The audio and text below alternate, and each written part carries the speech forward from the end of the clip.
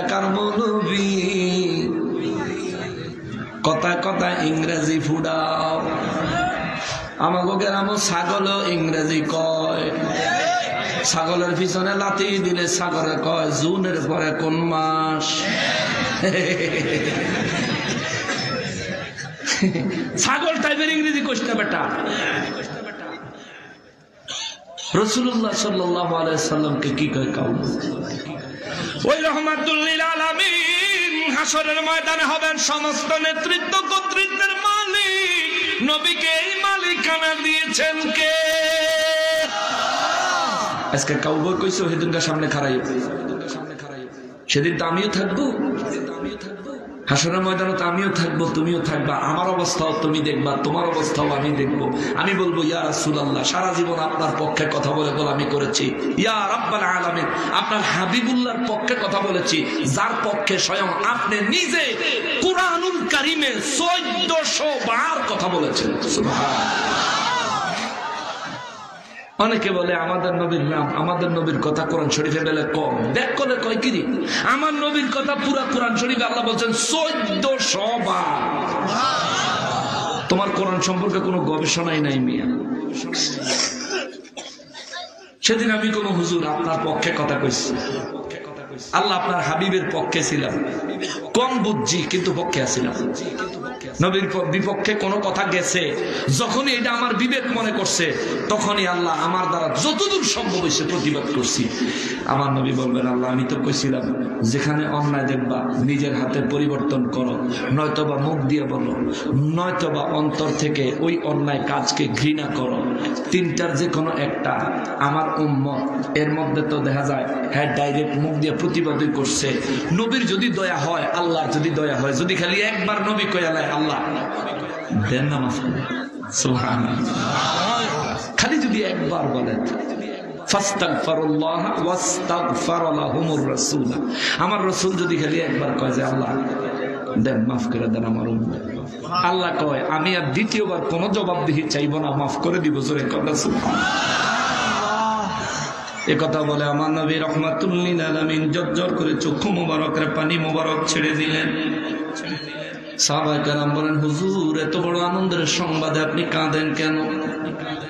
আমার নবী বলেন সাহাবীরা রে, হাসরের ময়দানটা কত কঠিন হবে আমি নবী তোমাদেরকে বলে বুঝায়া কমপ্লিট করতে পারবো না। ইয়া রাসূলুল্লাহ কেমন কঠিন হবে গো? আমার নবী বলেন হাসরের ময়দানে কোন ব্যক্তিকে যদি আমার আল্লাহ পাকড়াও করে, তার জীবনের হিসাব আল্লাহ যদি এক এক করে টান দেয়, নবী বলেন এই ব্যক্তিটা আর জান্নাতে যাইতে পারবে না। এই ব্যক্তিটাকে জান্নাতে নেবে এমন কোন ব্যক্তি হাসরের ময়দানে নাই। এমনকি এই ধরনের ব্যক্তির জন্য আমি নবী রাহমাতুল লিল আলামিন সুপারিশ করব না, শাফাআত করব না। এরা মুসলমান এমন মানুষ হয়েন না যে জীবনের হিসাব শুধু অন্যায়ের খাতায়, অন্যায়ের খাতায়, অন্যায়ের খাতায়। যদি এমন হয় হাসরের ময়দানে বড় বিপদে পড়ে যাবেন।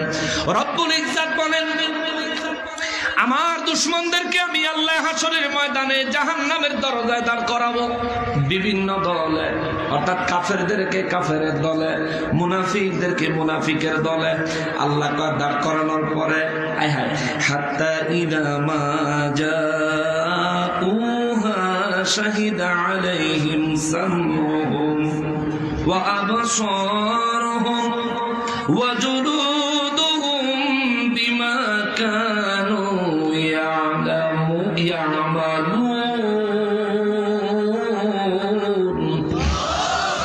রব্বুল আলামিন বলেন আমি আল্লাহ তাদেরকে জাহান্নামের সামনে দাঁড় করাবো।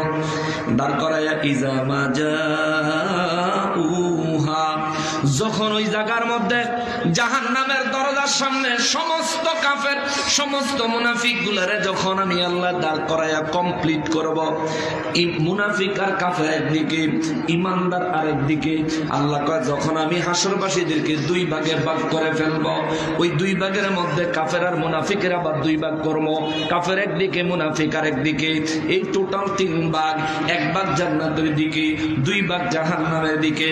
আল্লাহ রাব্বুল ইজ্জত কয় কাফের বেঈমানেরা, মুনাফিকেরা সেদিন জাহান্নামের সামনে আমি আল্লাহ যখন দাঁড় করাবো, আমার নবী রাহমাতুল লিল আলামিনের আল্লাহ হুজুর বলেন, কাফের বেঈমানেরা সেদিন অস্বীকার করব, কইব আমরা দুনিয়ায় আপনার উপরে ঈমান আনছি।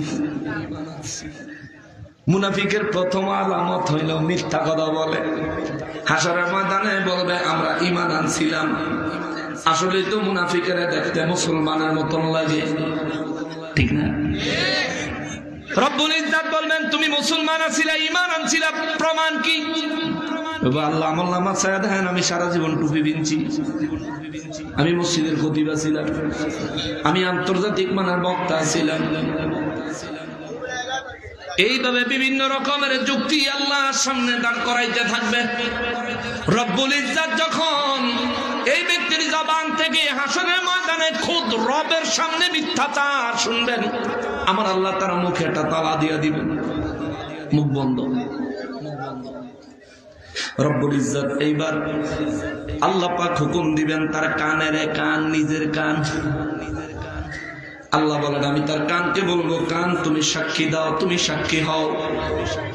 রব্বুল ইজ্জত বলেন শাহিদা আলাইহিম সামউহুম, নিজের কান তখন মুনাফিকের কান মুনাফিকের বিরুদ্ধে সাক্ষী দিবে।